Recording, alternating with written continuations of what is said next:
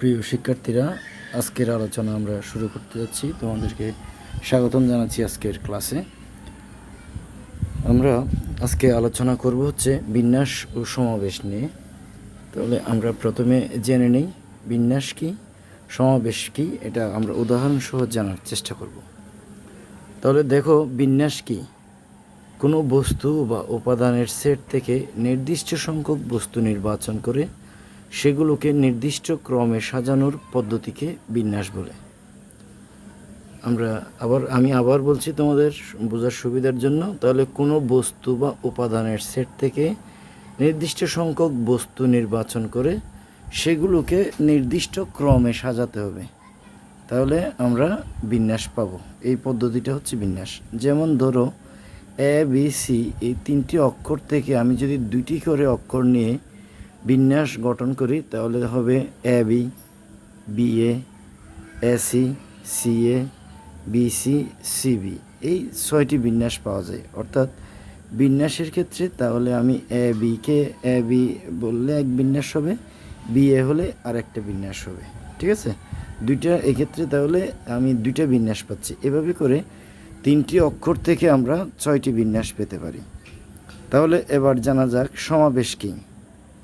কোনো বস্তু বা উপাদানের সেট থেকে নির্দিষ্ট সংখ্যক বস্তু বাছাই বা নির্বাচন করার পদ্ধতিকে সমাবেশ বলে, যেখানে উপাদানগুলোর ক্রম বিবেচনা করা হয় না। অর্থাৎ উপাদানগুলোর ক্রম আমরা বিবেচনায় রাখব না।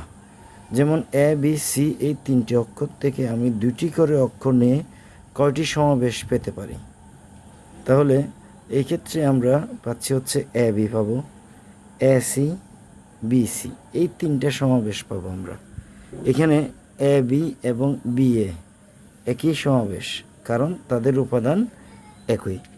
অর্থাৎ আমরা বিন্যাস এবং সমাবেশের মধ্যে দেখতে পেলাম, যদি ক্রম বিবেচনায় রাখা হয় তাহলে সেটা হবে বিন্যাস, আর ক্রম বিবেচনায় না রাখলে সেটা হচ্ছে সমাবেশ। ঠিক আছে প্রিয় শিক্ষার্থীরা, এখন আমরা প্রবলেম নাম্বার 1 নিয়ে আলোচনা করব, বিন্যাস এবং সমাবেশের। এই প্রশ্নটা আমি একটু তোমাদের পড়ে শোনাচ্ছি। সেটা হচ্ছে, যদি NP4 ইকুয়াল টু 12 NP3 হয় তবে n এর মান নির্ণয় করো।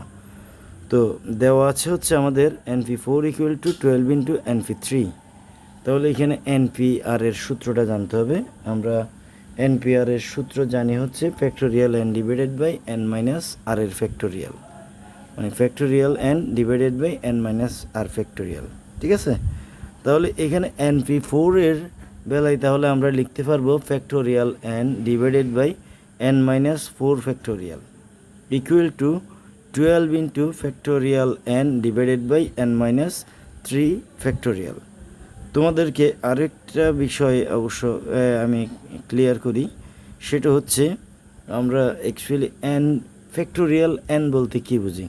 ফ্যাক্টোরিয়াল n বলতে আমরা বুঝি হচ্ছে 1 থেকে শুরু করে n সংখ্যক n পর্যন্ত সংখ্যাগুলোর গুণফল। ঠিক আছে, তাহলে ফ্যাক্টোরিয়াল n এর মধ্যে এরকম, যেমন এক্সাম্পল হিসেবে আমরা বলতে পারি, ধরো ফ্যাক্টোরিয়াল 5। ফ্যাক্টোরিয়াল 5 মানে হচ্ছে 1 2 3 4 এইভাবে 5 পর্যন্ত সংখ্যাগুলোর গুণফল। ঠিক আছে, তাহলে আমরা n ফ্যাক্টোরিয়াল n কে আমরা লিখতে পারি n into n minus 1 into n minus 2 into n minus 3 into n minus 4 এর ফ্যাক্টোরিয়াল।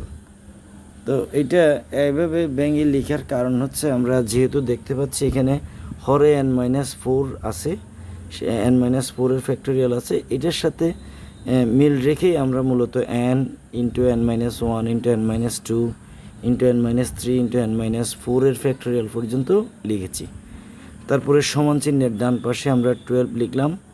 এক্ষেত্রে আমরা দেখতে পাচ্ছি হরে হচ্ছে n মাইনাস 3 এর ফ্যাক্টোরিয়াল আছে, তাহলে আমি ফ্যাক্টোরিয়াল n কে লিখতে পারবো n into n minus 1 into n minus 2 into n minus 3 এর ফ্যাক্টোরিয়াল। তো আমরা factorial n minus 4 factorial n minus 4 বাম পাশে উপরে নিচে কাটা যাবে, ডান পাশেও n মাইনাস 3 এর ফ্যাক্টোরিয়াল n মাইনাস 3 এর ফ্যাক্টোরিয়ালের সাথে কাটা যাবে। তাহলে দেখো, বাম পাশেও লবে n আছে, ডান পাশেও লবে n আছে, এন মাইনাস ওয়ানও আছে, এন মাইনাস টু আছে, উভয় ক্ষেত্রে আছে। তাহলে সেই ক্ষেত্রে আমরা গুণের বেলায়, যেহেতু আমরা জানি সমীকরণের বেলায় যখন গুণ আকারে থাকে তখন কিন্তু বর্জন বিধি, যেটা ল অফ ক্যান্সেলেশন, সেটা আমরা প্রয়োগ করতে পারি। তাহলে সেই ক্ষেত্রে আমরা যেগুলো, যে টার্মস, যে রাশিগুলো বা যে উৎপাদকগুলো মিল আছে এখানে, সেগুলোকে আমরা বাদ দিতে পারি। তাহলে বাম পাশে আর থাকবে হচ্ছে এন মাইনাস থ্রি, আর ডান পাশে থাকবে হচ্ছে শুধুমাত্র 12, মানে লাইক টার্মসগুলো বর্জন করলে আর কি। তখন আমরা N minus three equal to 12 লিখতে পারি। এন ইকুয়াল টু তাহলে 12 প্লাস 3 ইকুয়াল টু 15। প্রিয় শিক্ষার্থীরা, আমরা এখন 3 নম্বর প্রশ্নে যাচ্ছি। 3 নম্বর প্রশ্নে আমাদের বলা হচ্ছে 4 into N N P three equal to 5 into N minus one P three হলে এন এর মান কত? তাহলে আমরা কি দেওয়া আছে সেটা দেখে দেখে লিখছি। 4 into N P three equal to 5 into N minus one P three লিখলাম। তাহলে 4 লিখলাম। আমরা এন পি থ্রি এর সূত্রটা লিখতে পারি, মানে এনপিআর এর সূত্র অনুসারে লিখতে পারি factorial N divided by N minus three factorial. আর ডান পাশে আমরা 5 ইন্টু লিখলাম N minus one P three, এটা থেকে আমরা লিখতে পারবো N minus one factorial divided by N minus one minus three factorial. এখানে এন এর স্থলে এন মাইনাস ওয়ান আছে, সেজন্য ফর্মুলার যেখানে এন বসানোর কথা সেখানে আমরা এন মাইনাস ওয়ান বসালাম। তাহলে আমরা লিখতে পারি 4 ইন্টু, যেহেতু আমার এখানে হরে হচ্ছে এন মাইনাস থ্রি পর্যন্ত আছে, তাহলে আমরা সেটাকে লিখতে পারি হচ্ছে এন ইন্টু এন মাইনাস ওয়ানের ফ্যাক্টোরিয়াল, আর নিচে আমরা লিখতে পারি N minus three into N minus three minus ওয়ানের factorial equal to 5 into N minus ওয়ানের factorial divided by N minus three minus ওয়ানের ফ্যাক্টোরিয়াল। তাহলে আমরা বাম পাশ এখানে দেখতে পাচ্ছি উভয় ক্ষেত্রে বাম পক্ষে এবং ডান পক্ষে হরে এন মাইনাস থ্রি মাইনাস ওয়ানের ফ্যাক্টোরিয়াল আছে, সেজন্য এগুলো কাটা যাবে। এবং উভয় ক্ষেত্রে লবে এন মাইনাস ওয়ানের ফ্যাক্টোরিয়াল আছে, তাহলে এগুলো বাদ গেল। সেই হিসেবে বাম পাশে থাকবে 4 আর ডান পাশে থাকবে 5 divided by N minus three 5। তাহলে আমরা 4 দিয়ে এনকে গুণ করলাম, তাহলে 4n হবে। আর 5 এর সাথে এন মাইনাস থ্রি গুণ করলে 5n মাইনাস 15 হবে ডান পাশে।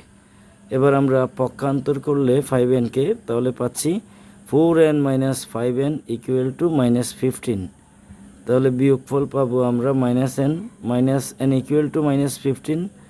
তারপরে সেখান থেকে আমরা এন এর মান পেয়ে গেলাম, সেটা হচ্ছে 15। এটা পাইছি হচ্ছে উভয় পক্ষকে মাইনাস ওয়ান দ্বারা গুণ করে।